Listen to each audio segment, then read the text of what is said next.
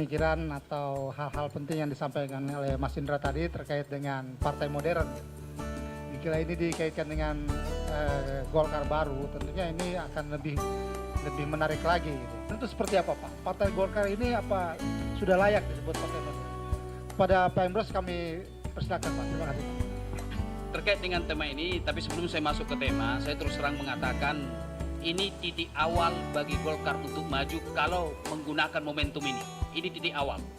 Kalau digunakan secara baik berdasarkan prinsip-prinsip demokrasi modern. Kenapa saya mengatakan demikian? Di mana kita tahu ARB sebagai tokoh yang kuat, tokoh sentral selama 5 tahun terakhir ini menyatakan dia mendukung Munas, gitu ya. Dia mendukung Munas. Ini kesempatan yang harus ditangkap peluang tersebut. Nah, oleh karena itulah, maka kalau ini salah kelola, maka akan kembali lagi. Golkar 5 tahun ke depan tidak jauh beda dengan 5 tahun terakhir ini. Nah, pernyataan yang kedua dari ARB mengatakan bahwa dia tidak mencalonkan diri lagi untuk menjadi ketua umum. Ini kesempatan lagi untuk maju Golkar. Jadi ada dua hal yang diberikan sinyal oleh ARB. Tidak mencalonkan diri lagi menjadi ketua umum dan diberikan kepada Munas. Nah, sedikit masukan dari saya tentang Munas ini, Bapak Ibu sekalian.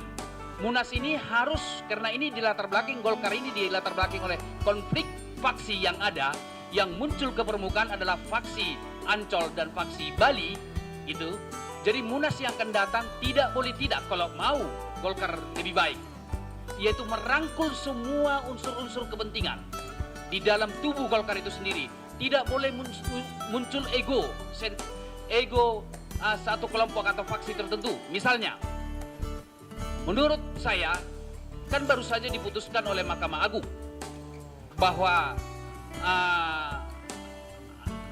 ditolak permintaan daripada kubu Ancol. Jangan merasa orang yang menang, yaitu kelompok Bali, merasa dia lebih hebat, meninggalkan kelompok faksi lain. Baru kemudian juga faksi lain, katakanlah kelompok Ancol, jangan juga menjauhkan diri. Yang mau saya katakan adalah kesempatan bagi kedua kubu ini untuk rangkul-merangkul.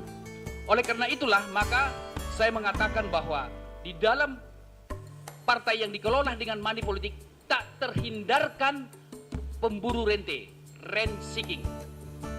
Akan tak terhindarkan itu, tak terhindarkan. Kenapa?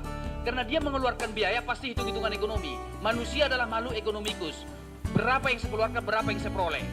Jadi ketika persoalan kekuatan uang, maka akan dia gunakan partai itu untuk transaksi kekuatan-kekuatan untuk memperoleh reward dalam bentuk ekonomi.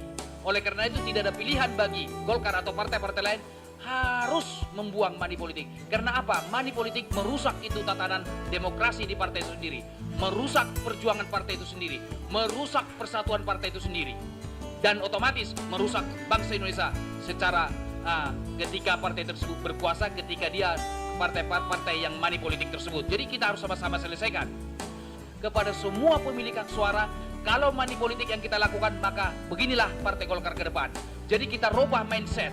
Indonesia termasuk negara demokrasi terbaik di dunia nomor 3 setelah Amerika dan India. Baru Indonesia terbaik. Kok partai nggak demokrasi sih? Kok ada patronisasi sih? Gitu loh.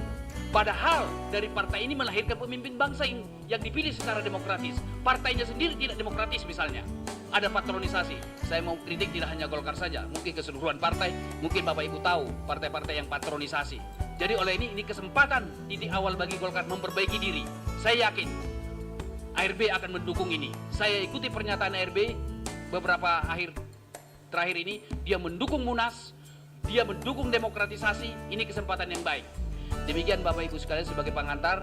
Terima kasih. Kalau ada tanya aja saya bisa memberikan suatu pandangan lagi. Terima kasih.